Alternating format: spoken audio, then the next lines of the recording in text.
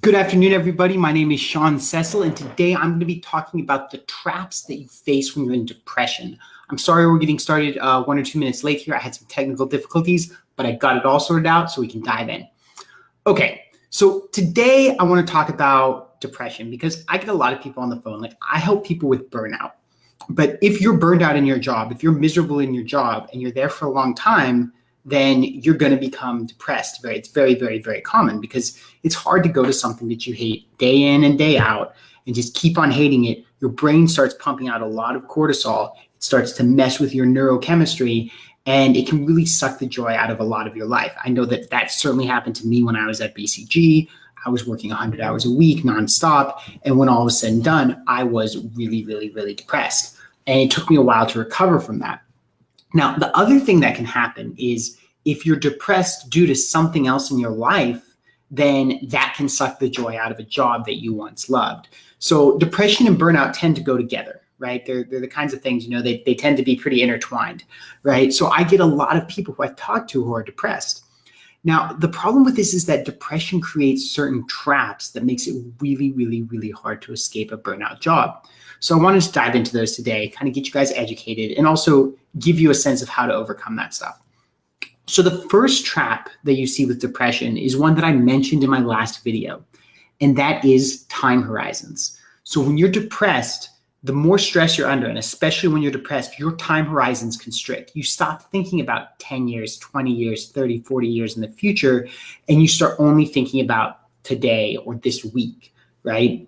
And so you can't do any long-term planning. You can't even see the value in long-term planning because you're not paying attention to the future. You're just really, really, really focused on the moment, right? And so especially when it comes to, there's always going to be some kind of like rocky financial transitions. Well, not always, but often there's going to be, financial transitions or investments or something when you're making a career change, right? And as you're going through that process, the short-term financial stuff looms a lot larger if your time horizon is constricted, and the long-term benefit of doing something you love and being truly happy is a lot lower because you're not really seeing that. Whereas if you had that long-term perspective and that long-term decision-making, then you'd be able to take that action. And that's why you get stuck, just in today.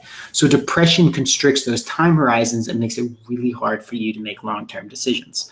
Now, the second trap that you face if you're in depression is that people tend to get this sense of hopelessness. They tend to think that they're not going to be able to do the work because they just feel like they're not good enough. And so they tend to not believe in themselves and they don't believe in their ability to change. And the truth is that people actually have a lot more potential than they give themselves credit for. But if you're in a point of depression, then you're going to, paint everything in this like horribly negative light, right? People lose faith in their abilities. They lose faith in, all this other kind of stuff.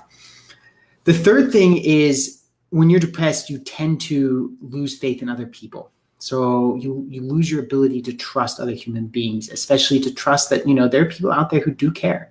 There are people out there who are looking out for you. I was talking to this guy just the other day. It's a completely different subject. This was just, in a group run by a friend. And, I was trying to help him with something. And it was something where he had to, summon up the courage to go talk to somebody.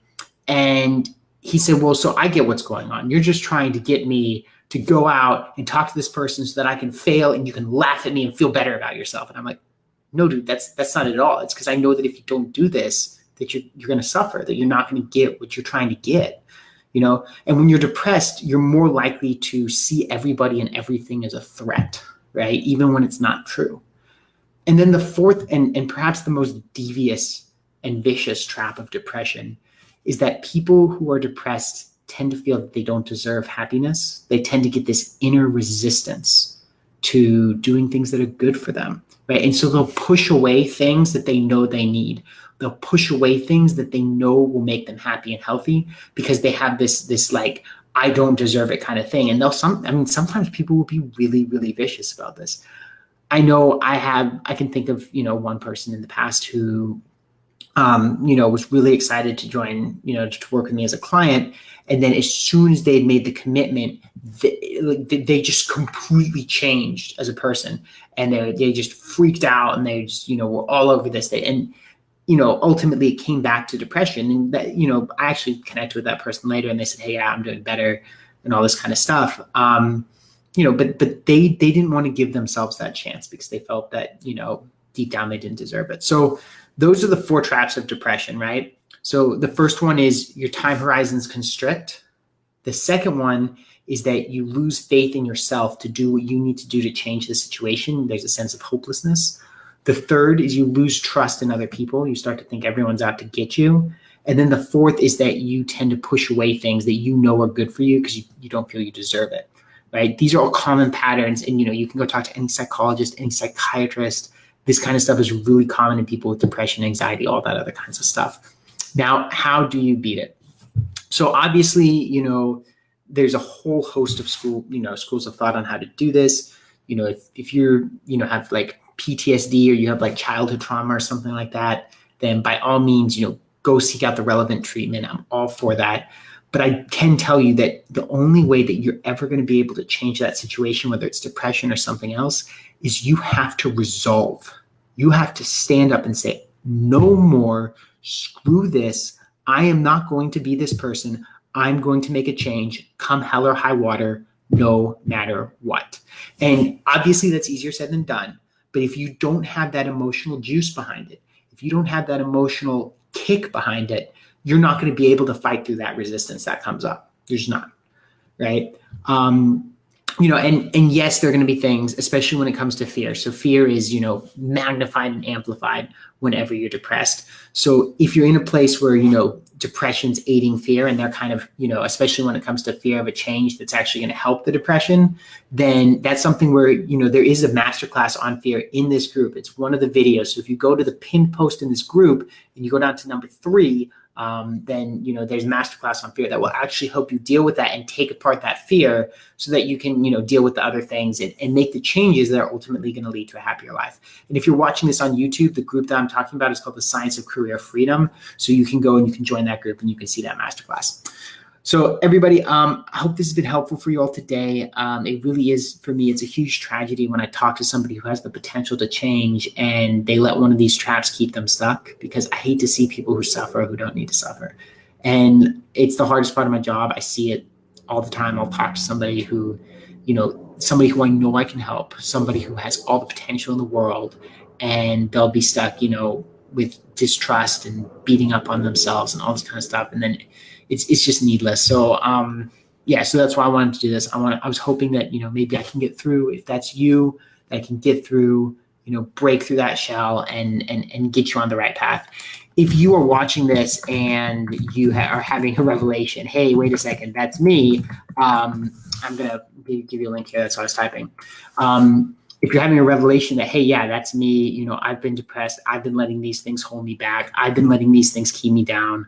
But it's time for me to change, and it's time for me to make a change in my life, and you're willing to make some major changes. This isn't like get on the phone. So anyway, I'm offering you guys a call, right? If you want to make those changes, so you can talk to me and I'll describe what's in that call.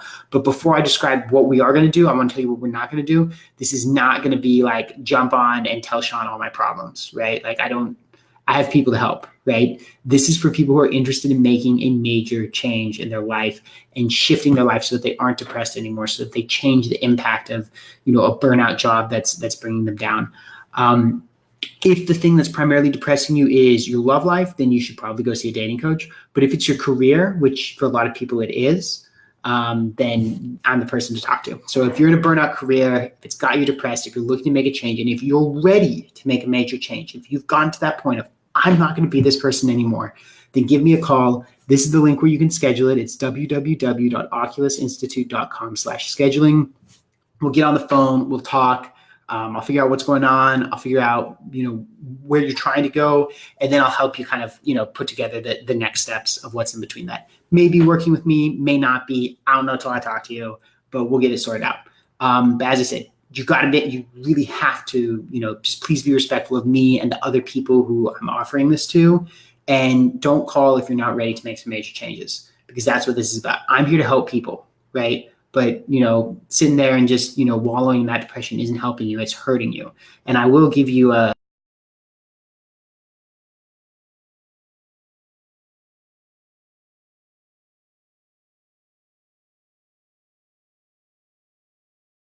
Nothing wrong with that broadcast there. But anyway, so with all that being said, I look forward to speaking to you guys, and I will see you guys in a couple days. Bye.